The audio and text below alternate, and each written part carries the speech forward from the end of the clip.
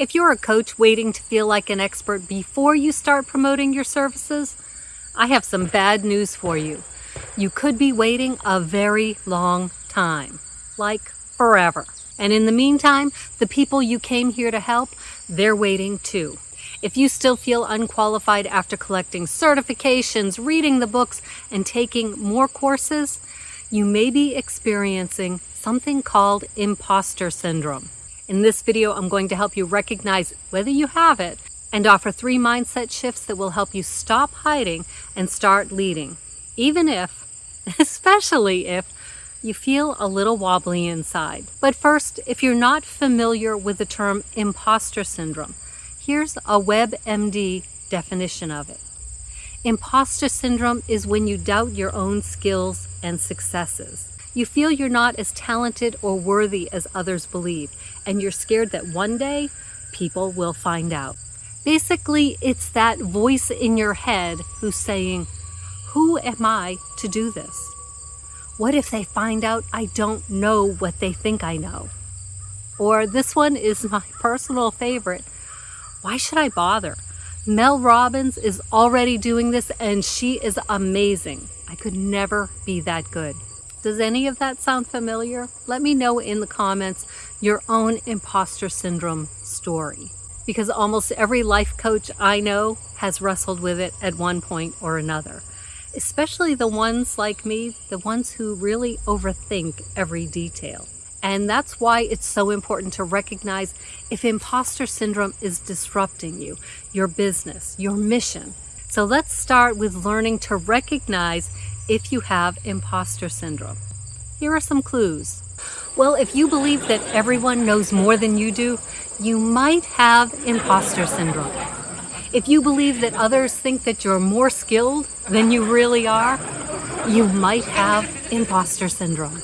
If you dismiss your success and you credit it to good luck, to the people that you know, to the poor judgment of others, anything besides your own abilities, you might have imposter syndrome.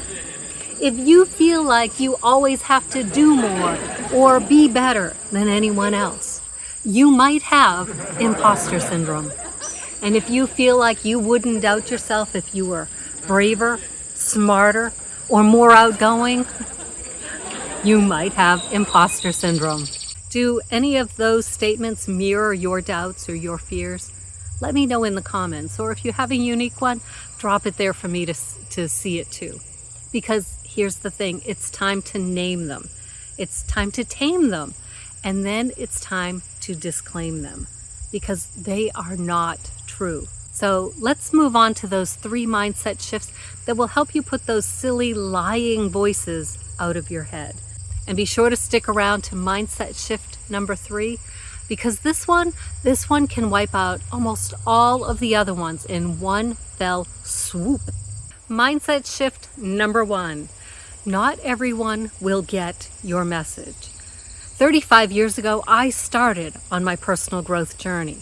I was reading Dale Carnegie, Jim Rohn, Florence Littauer. I was so excited and I wanted to share what I was learning with everyone. But most people, they weren't interested. And some people argued with me about what I was learning and applying in my own life.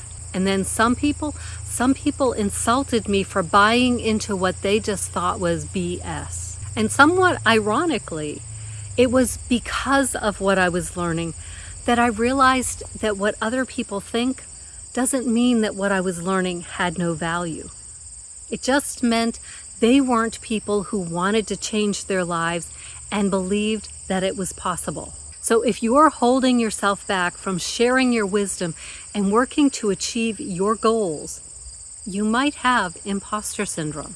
Well, I actually call that anti-imposter syndrome, because the real imposter is the version of you who's trying to fit in, the version of you who's trying to pretend that you're just like the people who are around you. And when you're catering to their version of you, you can't honor your version of you. So here's the primary risk of staying silent and seeking approval from outside sources as it relates to your coaching practice. If you wait for everyone to understand or approve of you and your chosen work, The clients and the students who are ready to work with you, they're going to find someone else because they're looking for help. They're ready. They're interested.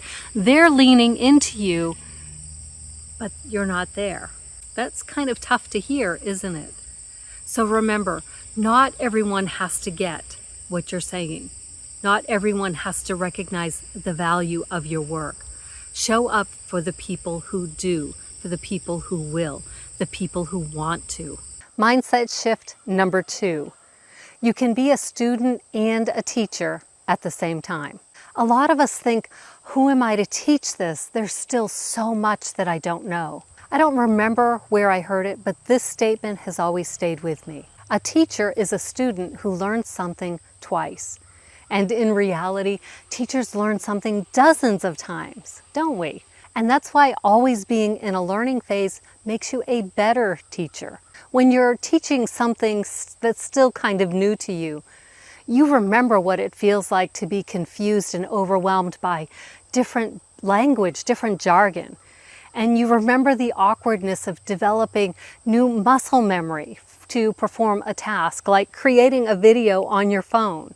And it's through your students' questions that you start sharpening your own understanding and developing your own skills. So it helps you to go deeper, it helps you to go wider. And here's the key thing, your students, your clients, they don't need you to be the most knowledgeable. They need you to be honest about where you are and then generous with what you know. This third shift, this is where everything changes. If you've been stuck in, I just need to take one more course, I just need to read one more book, this next shift, it will feel like you're taking a deep breath of fresh air. Here's the thing, proficiency, expertise, and wisdom, they can't exist without experience. So mindset shift number 3 is that expertise is built through action, not mental processing. So think of it this way. You're at the starting line and maybe you've experienced a false start before, maybe several false starts. I want you to forget about them. They are irrelevant. So you're at the starting line, but you hesitate and you tinker with one more detail.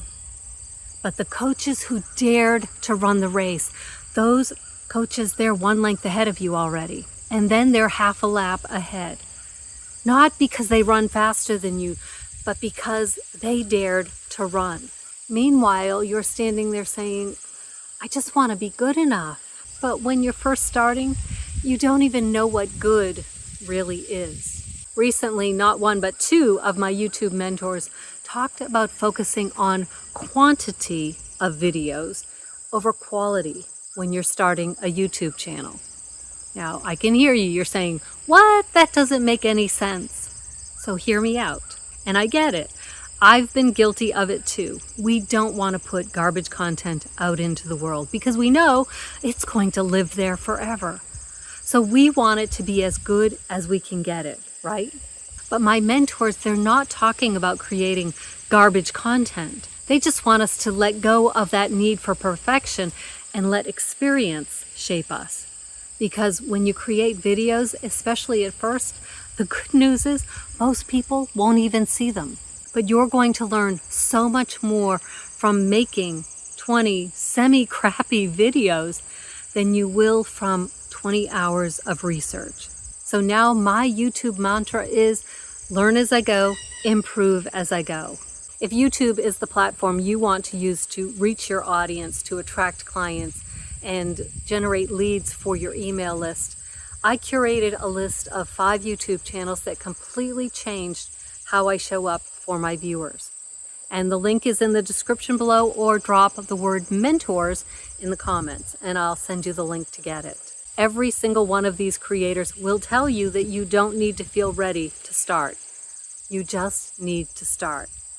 You become ready by pressing record, by awkwardly and uncomfortably sharing what you know. And to do that, you need to get out of your head. You need to ditch the imposter energy and just show up as yourself. Curious, courageous, and willing to do the best that you can do in this moment, with what you have in this moment. And that's what you need to get your business off the ground. So here's what I invite, I encourage, and I challenge you to do. Create one piece of promotional content this week. Don't worry about whether it's good enough, because it is. Write the video script. Feel uncomfortable recording the video. Fumble your way through the editing process. And even if your finger is trembling a little bit, click the publish button. Do it not because you feel like you're some kind of super expert. Do it because you know you have a chance to help someone, to serve someone. And you do that by taking action. And the best part, every time you put a new piece of marketing content into the world, you're becoming the version of yourself who can lead, who can teach, and who can make an impact, even if you're still finding your footing. And for those people who don't get what you're saying, they're not the people you came here to serve. Keep talking to the people who lean in and want to learn more. Every successful mentor I've ever worked with shares stories of how they just started where they were and then grew into who they become. They didn't wait to be ready. They became ready by starting and continuing to learn.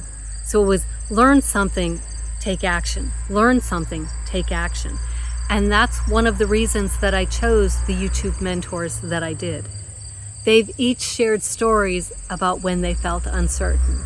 They've made plenty of mistakes, and rather than hide them or deny them or let them stop them, they use them as teaching moments to help me and thousands of others avoid making the same mistakes. Or, if we do, know what to do when it happens. Theirs are the voices that help me quiet my imposter thoughts, so I can continue to take aligned action and continue creating my own videos. And if you want to know who I'm working with, type mentors in the comments, because I would love to share this list of creators who have helped me stop over-preparing and start attracting my ideal audience.